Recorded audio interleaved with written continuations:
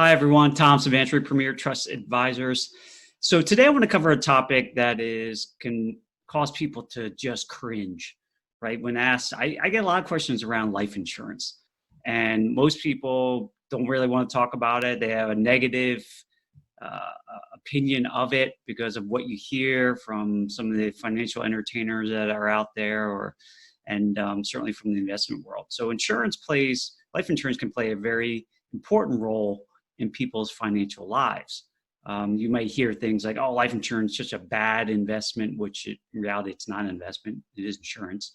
And so there's a lot of half truths out there in this that are out there. So you do need to dig a little bit and get somebody who will give you the honest picture of it all, and then you get to decide whether it's a good fit for you or not. Because these are just financial tools to help you to do things in your life, and help you focus on what's important. And so when we think about life insurance, the first question I typically get asked is, so how much should I get? And there's no magic number to this, but when you think about what life insurance is, and any type of insurance, you're protecting against a loss. That's the first and foremost what it is. And so the easiest spot to think about this is your house, right? If you were fortunate enough to own a home, and I typically ask people, like, if you had a house, how much, if that house burned down, how much of it would you want to replace? And inevitably, everyone says all of it, the whole thing. I want my whole house back, and that's the right answer, right? And for people who have mortgages, you're going to have to insure it anyway because they're protecting their dollars. But if you say you owned it free and clear, the likelihood you'd still insure it because it's a big asset for you. You want to protect it and replace it if it gets lost. And same with a car. I know the asset's probably not valued as much, but same philosophy. Would you only want half your car to be replaced? And so most people want their full car. And so as it relates to your life, which I would argue is your number one asset you own, because your ability to create and provide value and earn income and build wealth is on you, and your ability to do that means you're alive, right? And you have to protect that. And so say you're 40 years old earning $100,000, you're likely going to continue working for a while, and hopefully that income increases. You could be worth millions of dollars of wealth that never is provided for you, your family, and your heirs. So can be a very significant value, and that's usually, we use the term human life value. And usually that you might hear that as it relates to lawsuits. If someone died, how would you recoup that? And that's can be awarded to people based on that, right? What would they produce if they were still on this earth? And so that's a good starting point, and it's something that need to sort of share with folks, because people are, as I've come across, woefully underinsured. A lot of people are coming with group policies they get from their employer that could be maybe 2 times their salary. So, it would provide some benefit near term, but certainly long term, it's going to potentially cause some massive financial burdens and stress to a family if one of the earning parents were to pass early. So it is a personal decision, but it could be all the way up to the largest human life value to, if depending on strategically how you're using these assets, to something lower. So that's a starting point.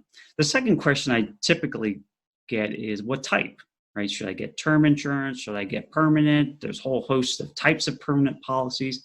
So let's start with term as part of this side. So if you're thinking about a home, term insurance is equivalent to renting. When you buy permanent insurance, you're basically buying into an asset that is certain to happen. So obviously there's an insurance component to it because it's still life insurance in the end, but you're insuring something that is absolutely going to happen in your lifetime, as far as I'm aware. So it is a very different model. It's a purchasing a home versus renting. And so when we think about term insurance, the reason why people want to buy term insurance, because they're told it's the least expensive. And it's true from a contribution into the policy. That is true. You're putting less into the policy. So you got to wonder, well, why is that? And I'll go through that a little bit, because I'm going to argue that term insurance, for the vast majority of people, is the most expensive way to insure your life over the long run. And that's why, for me, I think of long-term periods of time, not short run.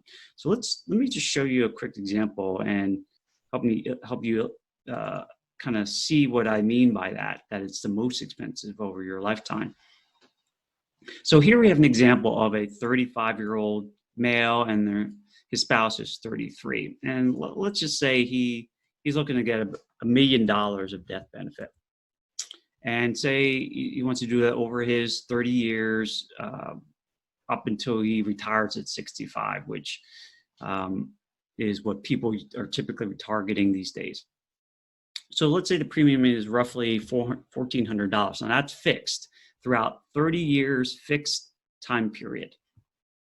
And so when we look at what that costs, and it has no opportunity to go up in cost, in premium, there's a $42,000 outlay over that 30-year period. And so when you think about that, there's a cost to this, right? Other than the $42,000. That's what's physically going out of your bank account and being paid to the life insurance company.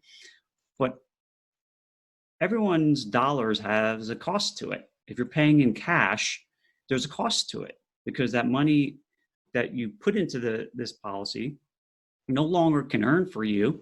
And so from a safe perspective, I'll just throw in 4%. Could you earn 4% on the dollars that you didn't put into this policy? When you factor that into it, now we're talking it doubles to nearly doubles to $81,000 in terms of true cost to you and the family, because that money ceases earning when you're putting it in here. And so it's now in the hands of the life insurance company. And the fact of the matter is the vast majority of policies, over 95% of these, never get utilized, right? The term ends and all the money flows to the insurance company. You're protected all along the way, but typically families do not benefit. Now, the other factor of this, as you think of this longer term, is how this impacts people into retirement. Because not only do you lose that money's earning power through the end of the term policy, but throughout life. So if, say, the male lives to 85 and the wife lives to 90, they typically live longer. When you factor that in, that same $42,000 of outlay now equates to over $235,000 of loss of cost over that lifetime, because that money ceases earning that 4% for long periods of time over all those decades. So that's actually a cost that is big opportunity cost that's being borne on this family because of the decision they made to buy quote unquote cheap term insurance. And because the fact of the likelihood they're not going to earn the death benefit is another factor we have to throw in here. So because typically what happened is $1 million they've secured all this time now is lost, right? That policy gets tossed away. It's too expensive to keep this term policy in retirement. I don't need it based on what financial experts will tell you. So then this $1 million that was protecting your life goes away. And what that also means that $1 million never goes to your family, right? The husband died at 85. If you had this policy, that would have gone to the spouse for them to enjoy and pass on for legacy, for use in her life and legacy. But during that time, it would have grown to $1.3 million, earning that same 4%. So you've lost that. When you tally this up, that $42,000 that was an outlay which is typically the focus in terms of trying to figure out how much does this cost, turns into $1.5 million of lost wealth to this family. And that can span generations, because imagine the money that is there for the spouse and even for the children and their grandkids. So this is a very long run sort of impact that really doesn't typically get sort of discussed. And so now you can see why term insurance, to me, is the most expensive, because you're making a bet that you're going to outlive this. And if your plans worked out as you'd hope, because you're going to be living in longer and past the term, it's actually costing you and your family significant wealth that they lose by making this decision. So hopefully this was a helpful way to look at this. And that's why a lot of these things have a bigger picture to them other than just what you're paying on an annual basis. And it's something you need to understand and see how this fits into your overall financial picture. Take care. And if you have any more questions around this, feel free to reach out to me. Love to chat with you and see if there's something I can help you with. Take care.